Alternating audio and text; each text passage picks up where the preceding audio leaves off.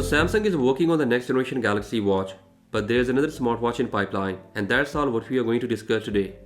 Also, don't forget to check out giveaway of this amazing watch face design from MD Watch Faces. Okay, Samsung is working on the Galaxy Watch 7, but they are facing some issues with Exynos W940, the processor that will power the next generation Galaxy Watch. According to TechRev, yield for upcoming Exynos W940 is extremely low. I think at this point Samsung should really get rid of Exynos on the Galaxy smartwatches. They should try out Snapdragon chipset with the Galaxy Watch 7. Pixel smartwatches also had Exynos processor, but now they are powered by Snapdragon W5 Plus chipset. Snapdragon will bring a lot smoother experience to One UI on Galaxy Watch that is right now not smooth and fluid at all.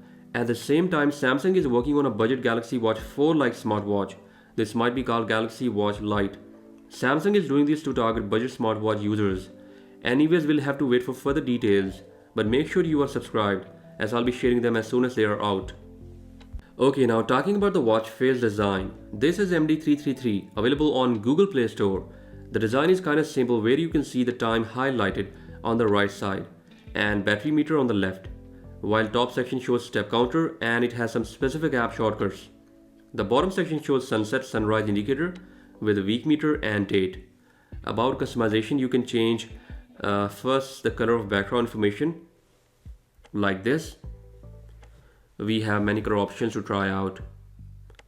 After that, you can change color of time right here, then seconds, date, and further we have few more settings like you can change the background shortcuts. So give this face a try, and for giveaway, just drop a thumbs up and comment down in the comment section to be selected as a lucky random winner. With that being said, I'll catch you guys in the next one. Until then, bye bye.